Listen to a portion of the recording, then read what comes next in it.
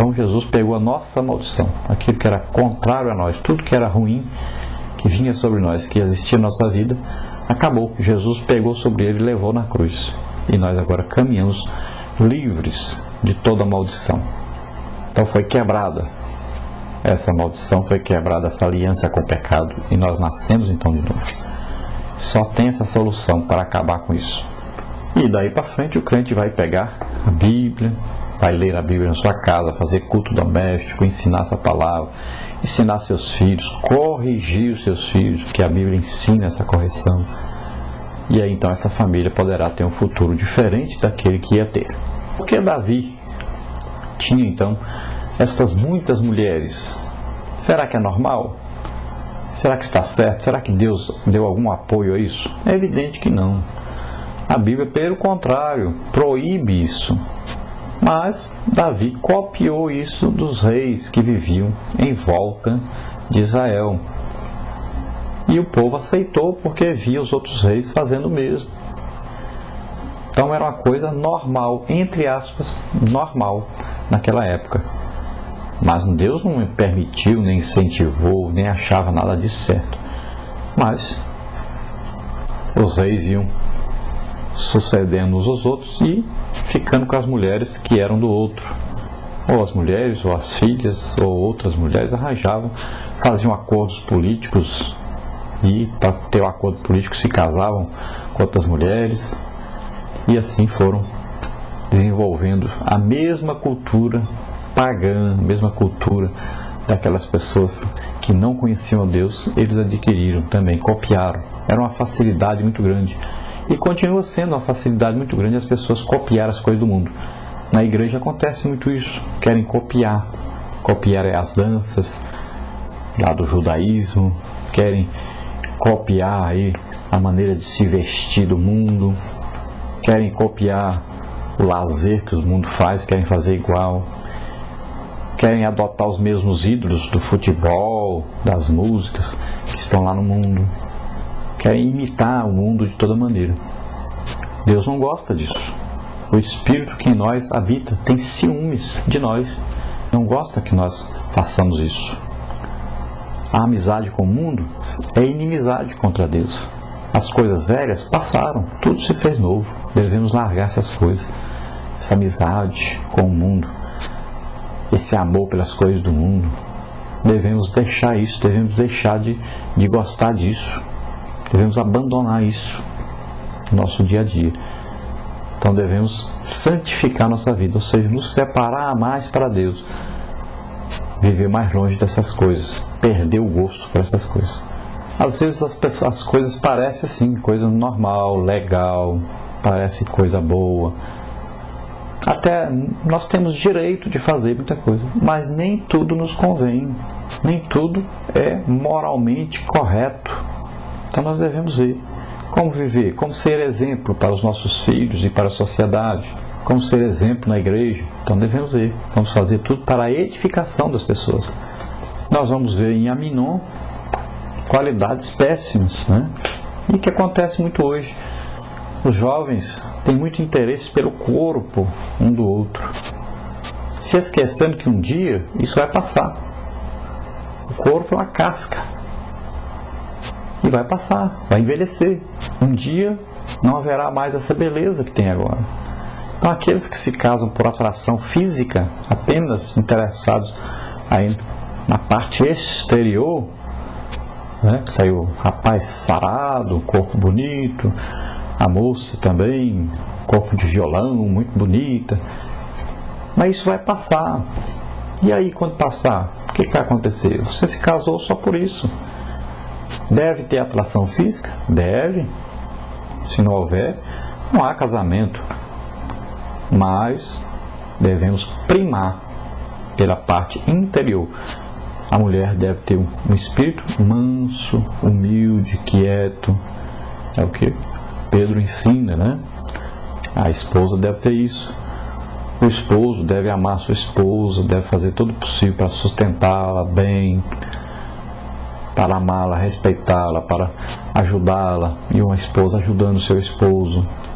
Devem sempre ter a noção do que é um casamento, sempre entrar no casamento pensando que vão gerar filhos, desejar esses filhos, porque se não desejarem, estão contrários à palavra de Deus, porque os filhos são bênçãos de Deus. Quando alguém entra no casamento já sem desejar filhos, já está entrando errado. Como é que esse casamento vai dar certo? Se já é antibíblico esse casamento. Se você não quer a bênção de Deus nesse casamento. Os filhos são as bênçãos de Deus no casamento. E você já entra no casamento deixando Deus lá de fora. Então são coisas que você tem que analisar antes de entrar no casamento. E o casamento não se deve entrar no casamento pensando que é passageiro, pensando em terminar futuramente. O casamento é uma aliança feita primeiramente com Deus, não é com os homens. Você está fazendo uma aliança com Deus, um comprometimento com Deus. Eu vou separar da minha mulher. Como? Você tem uma aliança com Deus. Vocês dois estão unidos para sempre, não tem negócio de separar. É enfrentar os problemas e corrigi-los, e não separar. Vamos ver então que Aminon estava apenas atrás de sexo. E quando teve o que ele queria, não quis mais saber da sua meia-irmã. A única coisa que ele queria era sexo. E assim estão muitas pessoas aí entrando em relacionamentos que visam apenas satisfação sexual e não tem compromisso nenhum com o outro, não tem amor nenhum. Isso não é amor, é atração física, é paixão. Paixão é um perigo, que é uma coisa momentânea e passa logo após a satisfação dessa paixão, que sempre tem a ver com sexo. Então Aminon demonstra aí ser apenas uma pessoa impulsiva e teve um impulso sexual, um desejo sexual que precisava satisfazer. E fez sem medir consequências, sem olhar para o futuro. Ele estava destruindo o futuro da sua irmã e destruindo o seu próprio futuro. E acabou morrendo devido a isso. Então o pai Davi, que deveria corrigir o seu filho, pelo que nós vemos na Bíblia, não corrigiu. E acabou esse filho morrendo devido a isso. E terminou o filho que matou Aminon, que é Absalão, acabou também se rebelando contra seu pai e acabou também morrendo.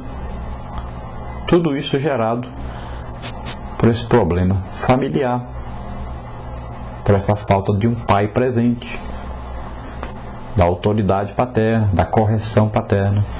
Tem muitos filhos aí pelo mundo afora dando problemas e mais problemas devido à falta de correção dos seus pais. E a Bíblia diz que os pais devem aplicar disciplina aos seus filhos. Tem filhos aí que chegam no colégio, estão batendo os professores, quebrando as cadeiras. Uma coisa tremenda, não respeita ninguém. Chegam na igreja, a mesma coisa. Por quê? Porque não tiveram o princípio da autoridade no lar. Não tiveram um pai que exerceu a sua autoridade que Deus lhe deu para exercer. Não tem um pai que aplicou a disciplina que deveria aplicar. E a Bíblia diz, não devemos aí guardar a disciplina, ou, como é chamado na Bíblia, a vara, né, de correção. Umas boas lapadinhas no bumbum da criança, quando é pequeno, não faz mal não. Quando erra, deve saber que está errado e ser corrigido. Faz mal o pai espancar filhos, como nós vemos por aí, batendo, dando tapa, dando burro em filho. Isso não pode. Umas lapadinhas no bumbum, isso é bom para aprenderem o caminho correto. Isso não vai fazer mal para eles não. Não é bater com raiva, não é bater no momento que a pessoa fez a coisa errada, mas é explicar primeiro, é ensinar. Você está apanhando por isso, para que você não faça mais. E não é para bater, para machucar, é apenas para corrigir, para a criança ver que existe uma correção. Como não está havendo correção mais, que parece que é proibido, parece que é errado, né? Então os filhos estão cada vez piores. Os filhos estão aí batendo nos pais, matando os pais, batendo os professores, brigando no meio da rua, não respeitam ninguém mais, porque não aprenderam o princípio bíblico da autoridade. nós vamos ver aí que Davi tratou Absalão com um exagero também na correção. Quando arruma um jeito dele voltar, Davi o recebe, mas diz que nele não pode ver nem sua face. Fica 2 anos sem ver a face do pai, com mais os 3 anos que ficou fora, 5 anos um filho sem falar com o pai, sem ver o pai. Uma correção exagerada. E acabou o filho se revoltando e assumindo o governo, perseguindo o pai. E acabou morrendo devido a isso.